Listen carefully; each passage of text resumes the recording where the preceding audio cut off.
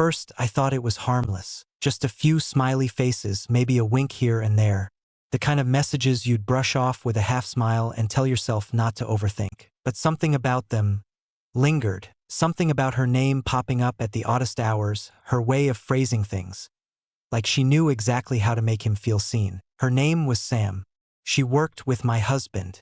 And the truth is, I wasn't looking for trouble. I wasn't snooping, I wasn't jealous. But when you've been with someone for nearly 15 years, you notice the shift in the air before the storm even rolls in. It was subtle. He started smiling more at his phone, laughing softly, then quickly putting it away when I walked in. Nothing obvious, nothing incriminating, but it didn't feel right. One night, as he showered, his phone buzzed on the nightstand. I wasn't trying to invade his space, but my fingers moved before my better judgment could catch up. There it was. "Thank you for today. You always know how to make me laugh." Simple, sweet, but too much. And in that moment, I didn't feel angry. I felt alert, like something was tiptoeing into our life, uninvited, and I had a choice to make. We've been married for 14 years. Not perfect years, but good ones. Solid. The kind that stack up quietly. No fireworks, no drama. Just dinners at home, inside jokes, long weekends where we didn't even need to speak much to feel close. We built a life together. A beautiful one. We live in a quiet neighborhood just outside of Portland. The kind with big windows, warm wood floors, and the smell of coffee that lingers until noon. I decorate for every season. He handles the grilling, the garage, and our Saturday mornings at the farmer's market. We're not flashy, but we've always had this rhythm, steady, intimate hours. And when it came to us, physically, let's just say, even after all these years, he still knew how to look at me in that way. The one that made my stomach flutter, even at 47. So when the change came, it wasn't loud, but I felt it. He still held my hand at dinner, still kissed me goodnight, still reached for me in the morning, but he was quieter, more distracted. His phone buzzed more often, and he always answered it with that half smile. At first, I thought maybe work had picked up. Then I noticed he started turning his phone over on the table. He never used to do that. There was no fighting.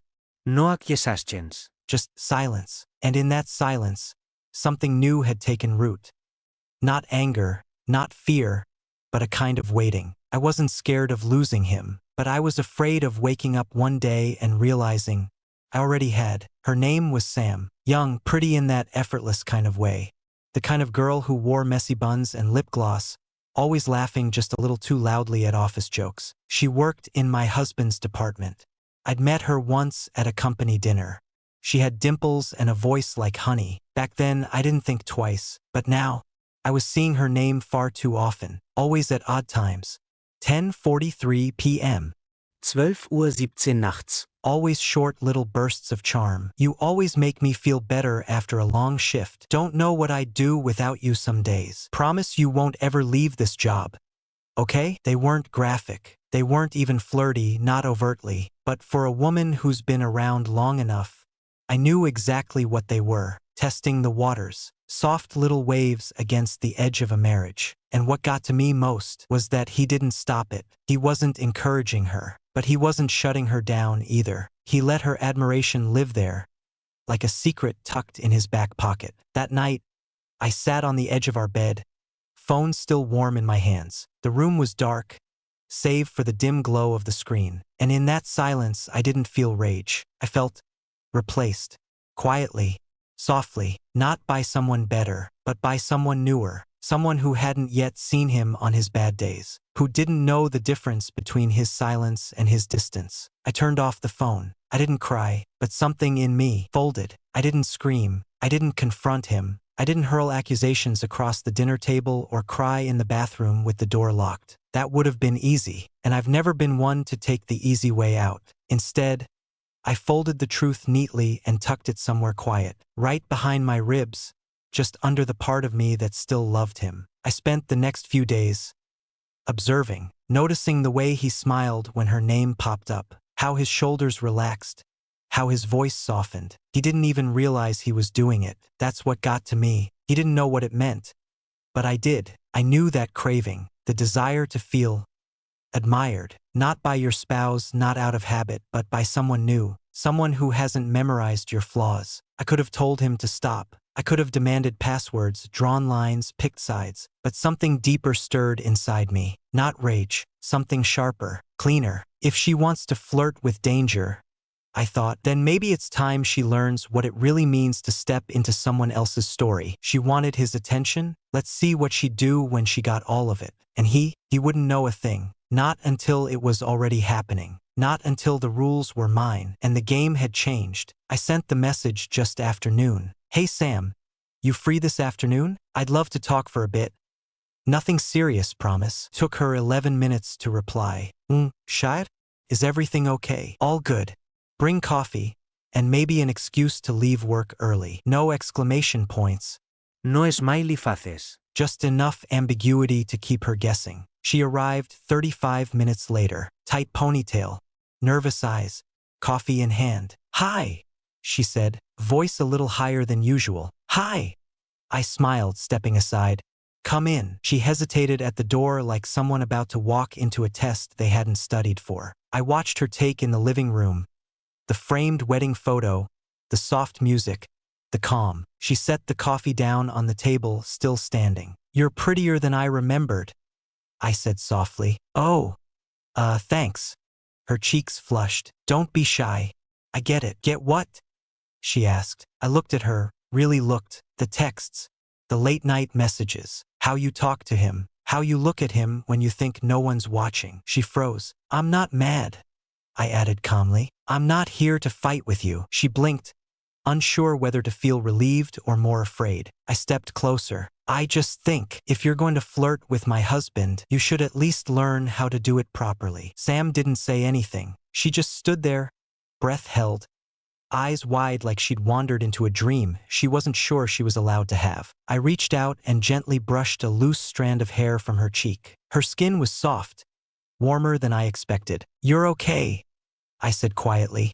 You don't have to do anything. She didn't pull away. Her lips parted slightly, like she wanted to ask something but didn't know how. So I leaned in, slowly, giving her every second to stop me. She didn't. When our lips met, it was featherlight.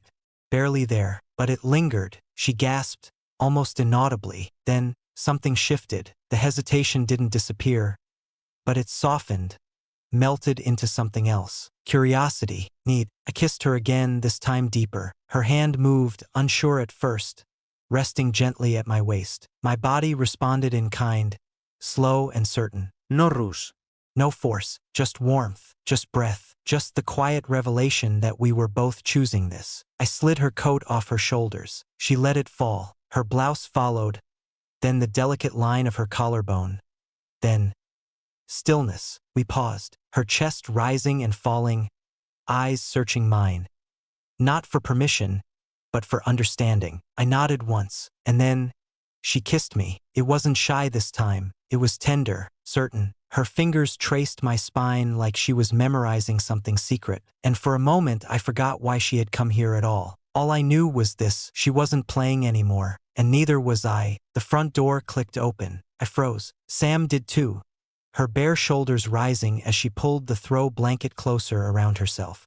Her eyes darted to mine, then to the stairs. Footsteps, unmistakable. He was home. I stood slowly, my heartbeat loud in the hush of the room. Sam's lips were still parted, her breath still uneven. Neither of us said a word. Then he appeared, at the top of the stairs, jacket slung over one shoulder, keys in hand. And he stopped. His eyes landed on me first, then slid to Sam, curled on the couch, cheeks flushed, collarbone bare. Then back to me. He didn't speak, didn't blink, just stood there, like he'd walked into a scene that his mind was still trying to make sense of. He took one step back. Wait, I said gently, crossing the room toward him. I reached for his hand. Don't go. He looked at me, eyes wide, searching. I stepped closer. I want you to stay, I whispered. I want you to see this. His breath caught. Sam sat up slightly, still clutching the blanket, unsure whether to run or melt. But no one moved. There was no force. No explanation. Just the weight of something electric passing between all three of us. He looked at Sam.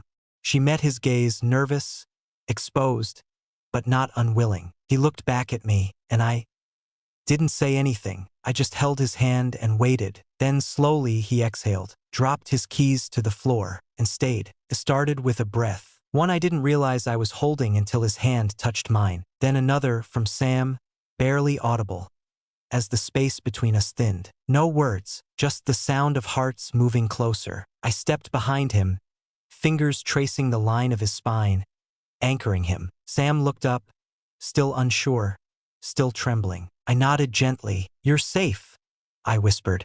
"With us." He reached for her slowly, like she might vanish if he moved too fast. She didn't. Instead, she leaned in, lips meeting his with a softness that made me exhale. I watched them, not with jealousy, but with something quieter, a kind of wonder. I saw the way her hand curled at his neck, the way his chest rose as if finally breathing again. I leaned in, pressing my lips to his shoulder. He turned to me, eyes wide, unsure. I kissed him. "This isn't betrayal," I whispered. "This is trust." My hand found Sam's. She held it, then everything melted. Touch became language, eyes became permission, breath became music. There were no roles, no right way, just motion, just presence, just three people choosing to stop resisting. He touched her like he was rediscovering touch itself. She kissed me like she'd waited her whole life for that moment, and I moved between them, guiding, watching, letting go. We became one rhythm, one pulse, no more questions. Nos cham. Just freedom. And in that freedom, we each found something. Sam found the courage to be seen. He found a part of himself he thought he'd buried.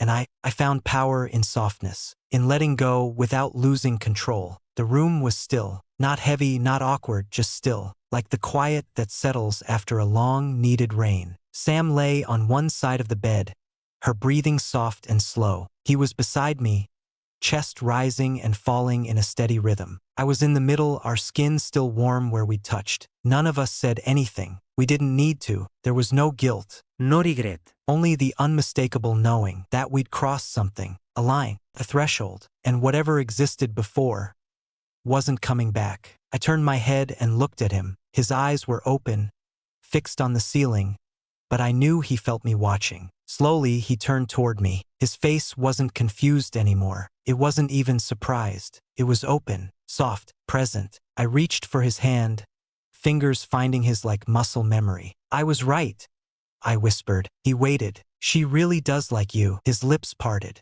He didn't interrupt. "But no one," I added, brushing my thumb across his knuckles, "no one can hold you like I do." He didn't answer. He didn't need to. He just turned fully toward me, hand tightening around mine, and looked at me, truly looked, in a way I hadn't seen in years, like he saw me again. All of me. I exhaled, long and quiet, and for the first time in a long time, I didn't feel afraid. People think trust is about boundaries, rules, walls we put up to keep things in place. But I've learned something else. Sometimes trust looks like letting go, not of your love, but of your fear. What happened that night wasn't about sex. It wasn't even about temptation. It was about presence, about seeing the person you chose again, with fresh eyes, open hands, and no assumptions. Sam didn't replace me. She reminded me of who I was, of what I could still feel, and how I could still lead. And him? He didn't lose me. He finally saw me. And we remembered what it was like to choose each other, not out of habit, but out of desire. Maybe you've never found yourself in a moment like that.